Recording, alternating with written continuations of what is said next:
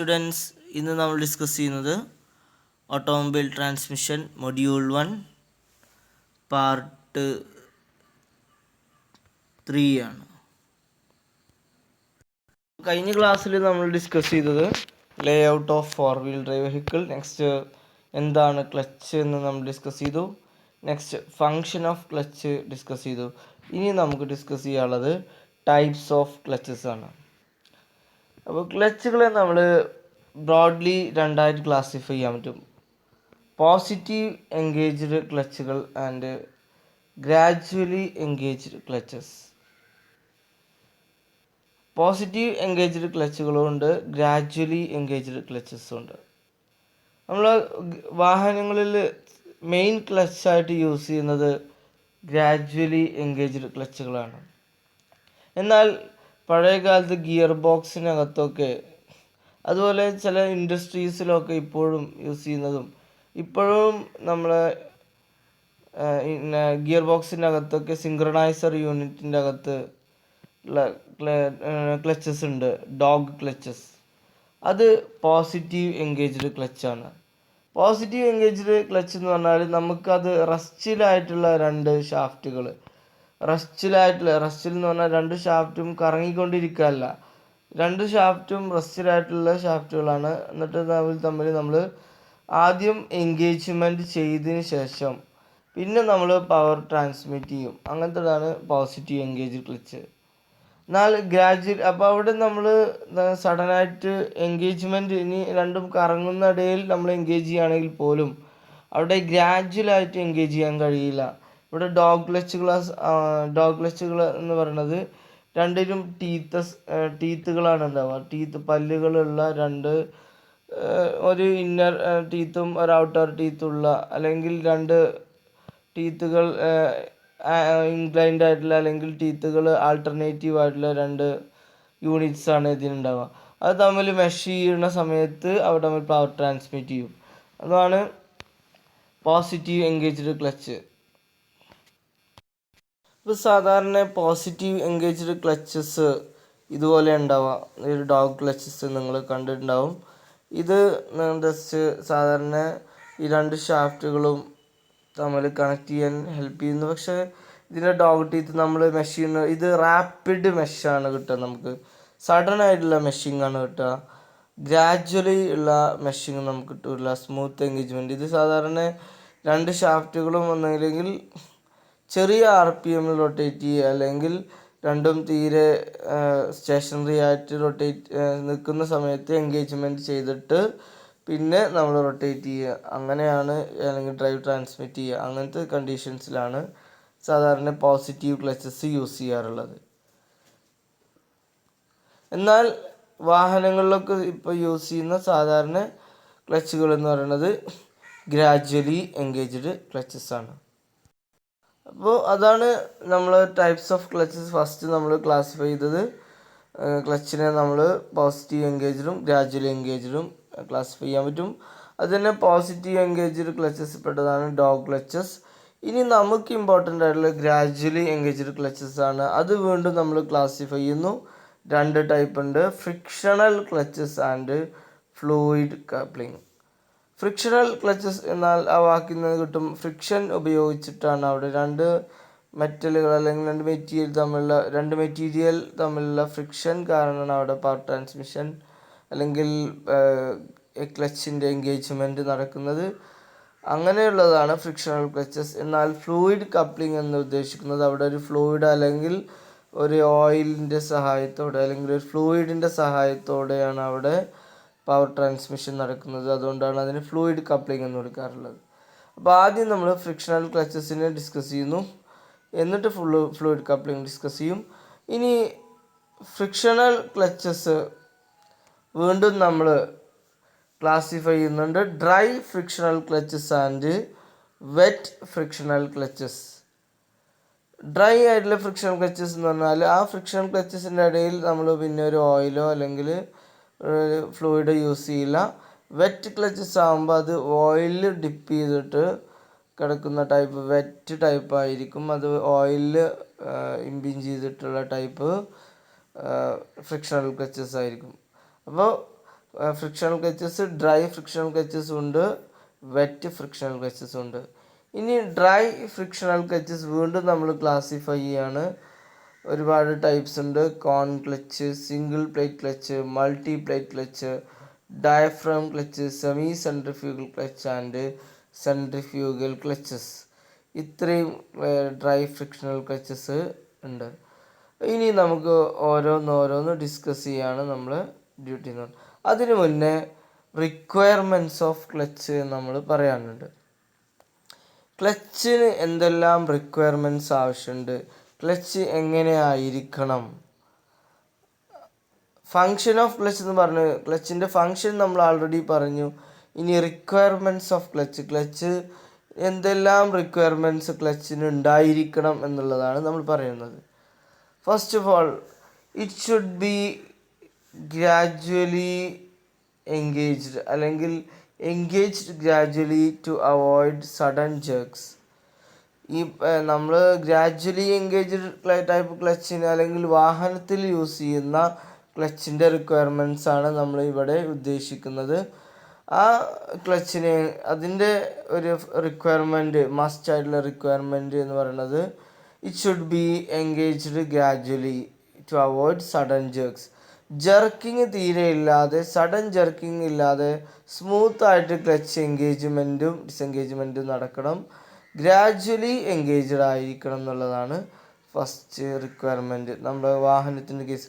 ഇല്ലെങ്കിൽ ഒരു വാഹനം ഓടിക്കുന്ന സമയത്ത് നമ്മൾ ഒരുപാട് പ്രാവശ്യം ക്ലച്ച് എൻഗേജ്മെൻറ്റ് ഡിസെൻഗേജ്മെൻറ്റ് ചെയ്യും.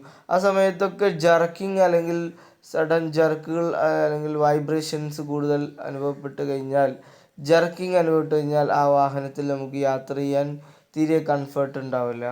മാത്രമല്ല അത് ഡ്രൈവർക്കും അത് ഡ്രൈവ് ചെയ്യുന്ന ഡ്രൈവർക്കും വളരെ ബുദ്ധിമുട്ടായിരിക്കും. Next, it should be easily operated. Easily operate ചെയ്യാൻ, ക്ലച്ച് എൻഗേജ്മെൻറ്റ് ഡിസെൻഗേജ്മെൻറ്റ് സിമ്പിളായിട്ട് ചെയ്യാൻ കഴിയണം. എന്താണ്, മിനിമം ഫിസിക്കൽ എഫേർട്ട് ഉപയോഗിച്ചിട്ട് ക്ലച്ച് എൻഗേജ്മെൻറ്റും ഡിസെൻഗേജ്മെൻറ്റും ചെയ്യാൻ കഴിയണം എന്നുള്ളതാണ് നെക്സ്റ്റ് റിക്വയർമെൻറ്റ്. അഥവാ clutch should be easily operated.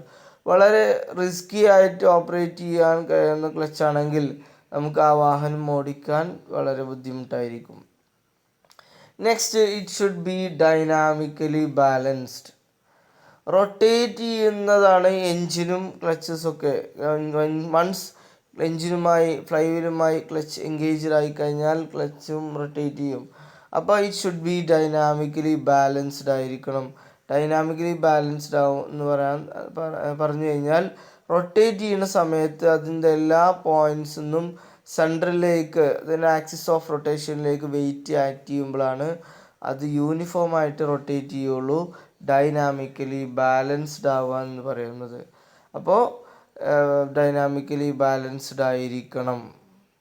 Next, it should B free from slip when engaged.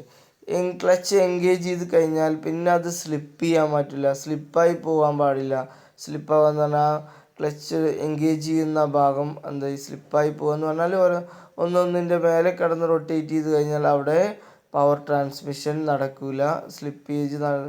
Slippage കൂടിക്കഴിഞ്ഞാൽ അല്ലെങ്കിൽ സ്ലിപ്പ് നടന്നു കഴിഞ്ഞാൽ അവിടെ സ്മൂത്തായിട്ടുള്ള പവർ ട്രാൻസ്മിഷൻ നടക്കില്ല, അവിടെ പവർ ലോസ് സംഭവിക്കും. അപ്പോൾ സ്ലിപ്പ് മിനിമം ആയിരിക്കും, അല്ലെങ്കിൽ ഫ്രീ ഫ്രം സ്ലിപ്പ്, തീരെ സ്ലിപ്പ് ഉണ്ടാവാൻ പാടില്ല. It should be possible that it will occupy minimum space. Minimum space occupy ചെയ്യുന്നതായിരിക്കണം. ക്ലച്ച് പരമാവധി സൈസ് നമ്മൾ കുറച്ചിരിക്കണം. അഥവാ ഈ ഒരു വാഹനത്തിൽ, ഒരു ബൈക്കിൻ്റെ കേസിലാണെന്നുണ്ടെങ്കിൽ നമ്മൾ വലിയൊരു ക്ലച്ച് കൊടുക്കി കഴിഞ്ഞാൽ, അല്ലെങ്കിൽ ഒരു കാറിൻ്റെ കേസിൽ ക്ലച്ചിന് തന്നെ ഒരുപാട് വലിയ സ്പേസുകൾ ഓക്യുപ്പൈ ചെയ്യേണ്ടി വന്നു കഴിഞ്ഞാൽ ആ വാഹനത്തിൻ്റെ ഡിസൈനിങ്ങിനെ അത് ബാധിക്കും, ആ വാഹനത്തിൽ തന്നെ അത് ബാധിക്കും. അപ്പം നമ്മൾ പരമാവധി സ്പേസ് കുറച്ചുകൊണ്ട്, അഥവാ സൈസ് കുറച്ചുകൊണ്ട് ചെറിയ സ്പേസിൽ തന്നെ ഒതുക്കാൻ പറ്റുന്നതിൽ, എന്നാൽ പവർ ട്രാൻസ്മിഷൻ റെഡ്യൂസ് ചെയ്യാൻ പാടില്ല, പരമാവധി ടോർക്ക് ട്രാൻസ്മിറ്റ് ചെയ്യാനും കഴിയും. ആ ഒരു രീതിയിലായിരിക്കണം ക്ലച്ചിനെ ഡിസൈൻ ചെയ്യേണ്ടത്. അതാണ് it should B possible that will occupy minimum space.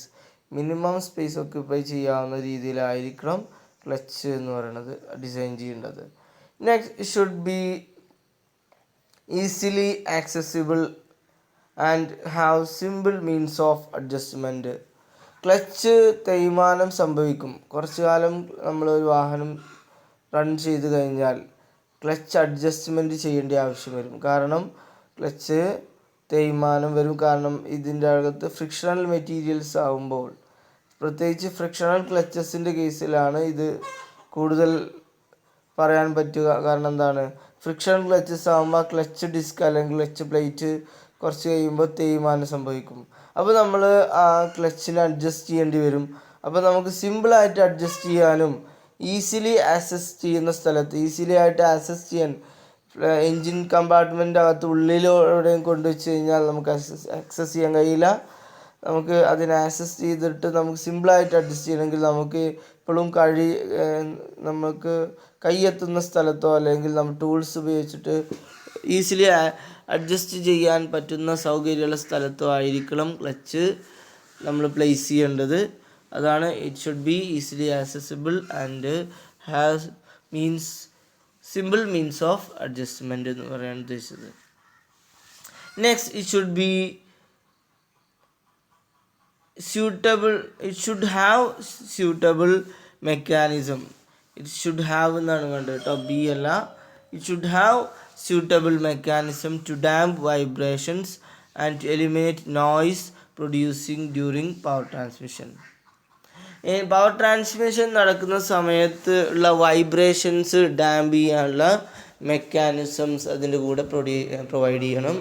അഥവാ ക്ലച്ചിൻ്റെ കൂടെ നമ്മൾ ആ ക്ലച്ചിനകത്ത് തന്നെ പവർ ട്രാൻസ്മിറ്റ് ചെയ്യുന്ന സമയത്ത് എന്തായാലും വൈബ്രേഷൻസും നോയ്സൊക്കെ ഉണ്ടാവും. അത് മിനിമാക്കാനുള്ള അല്ലെങ്കിൽ തീരെ ഇല്ലാതാക്കാൻ വേണ്ടിയിട്ടുള്ള സ്യൂട്ടബിൾ ഡാമ്പിങ് മെക്കാനിസംസ് നമ്മൾ യൂസ് ചെയ്യണം. Next it should be able to dissipate large amount of heat. Clutch engagement disengagement നടക്കുമ്പോൾ സ്വാഭാവികമായിട്ടും ഹീറ്റ് പ്രൊഡ്യൂസ് ചെയ്യും. ആ ഹീറ്റിനെ ഡെസിപ്പേറ്റ് ചെയ്യാൻ, ഹീറ്റിനെ റിമൂവ് ചെയ്യാൻ കഴിയുന്നതായിരിക്കണം. അതിനുള്ള വെൻറ്റിലേഷൻ കാര്യങ്ങളൊക്കെ ക്ലച്ചിൽ നമ്മൾ കൊടുക്കണം. അതാണ് ഹീറ്റ് ഡിസിപ്പേറ്റ് ചെയ്യാനുള്ള കഴിവുണ്ടായിരിക്കണം. അതാണ് നെക്സ്റ്റ് ക്ലച്ചിൻ്റെ റിക്വയർമെൻറ്റ് എന്ന് പറയുന്നത്. അപ്പോൾ ക്ലച്ചിന് നെക്സ്റ്റ് റിക്വയർമെൻറ്റ് എന്താ പറയുന്നത്, it should be able to dissipate large amount of heat which is generated during clutch operations due to friction. Friction കാരണം ക്ലച്ചിൽ ഒരുപാട് ഹീറ്റ് പ്രൊഡ്യൂസ് ചെയ്യും. ആ ഹീറ്റിനെ ഡിസിപ്പേറ്റ് ചെയ്യാൻ, അതിനെ ഒഴിവാക്കാനുള്ള സംവിധാനം ക്ലച്ചിൽ ഉണ്ടായിരിക്കണം എന്നുള്ളതാണ്. അഥവാ അവിടെ നമ്മൾ സ്യൂട്ടബിൾ വെൻറ്റിലേഷൻസ് ഒക്കെ ക്ലച്ചിൽ കൊടുക്കണം. Next the wearing surface should have long life. ക്ലച്ചിൻ്റെ വിയറിംഗ് സർഫേസ് എന്ന് പറഞ്ഞാൽ ഫ്രിക്ഷനുള്ള ഭാഗം, ആ ക്ലച്ച് ഡിസ്ക് അല്ലെങ്കിൽ ക്ലച്ച് ഫ്രിക്ഷണൽ ലൈനിങ്സ്, അതിന് ലോങ് ലൈഫ് ഉണ്ടായിരിക്കണം. ക്ലച്ചിനും മൊത്തത്തിൽ ലോങ് ലൈഫ് ഉണ്ടായിരിക്കണം. പ്രത്യേകിച്ച് വിയറിംഗ് സർഫേസിന് കൂടുതൽ ലോങ് ലൈഫ് ഉണ്ടായിരിക്കണം. ഇല്ലെങ്കിൽ ക്ലച്ച് അടിക്കടി ചേഞ്ച് ചെയ്യാമെന്നോ അല്ലെങ്കിൽ അതിന് ക്ലച്ച് പെട്ടെന്ന് തേയ്മാനം സംഭവിച്ച് റിമൂവ് ചെയ്യാന്നുള്ളത് റിസ്ക്കിയാണ്. പരമാവധി ലൈഫ് കിട്ടണം. അഥവാ അതിനുള്ള സ്യൂട്ടബിൾ ആയിട്ടുള്ള മെറ്റീരിയൽസ് നമ്മൾ ക്ലച്ച് ഡിസൈൻ ചെയ്യാൻ അല്ലെങ്കിൽ കൺസ്ട്രക്ട് ചെയ്യാൻ നമ്മൾ യൂസ് ചെയ്യണം. അഥവാ ക്ലച്ചിന് ലോങ് ലൈഫ് ഉണ്ടായിരിക്കണം. അല്ലാതെ പ്രത്യേകിച്ച് അതിൻ്റെ വിയറിംഗ് സർഫേസിന് ലോങ് ലൈഫ് ഉണ്ടായിരിക്കണം. ഇത്രയാണ് റിക്വയർമെൻറ്റ്സ് ഓഫ് ക്ലച്ചിൽ വരുന്നത്. അപ്പോൾ എന്താണ്, should be gradually engaged, should be easily operated, it should be dynamically balanced, free from slip. Next minimum space occupy ചെയ്യാൻ കഴിയണം. Simple means of adjustment, suitable mechanisms to damp vibrations. Next, it should be able to dissipate large amount of heat. And last one, it should have the wearing surface should have a long life. അപ്പോൾ ഇത്രയാണ് requirements of ക്ലച്ചിനെ കുറിച്ച് പറയാനുള്ളത്. ഇനി ബാക്കി next ക്ലാസ്സിൽ നമുക്ക് discuss ചെയ്യാം.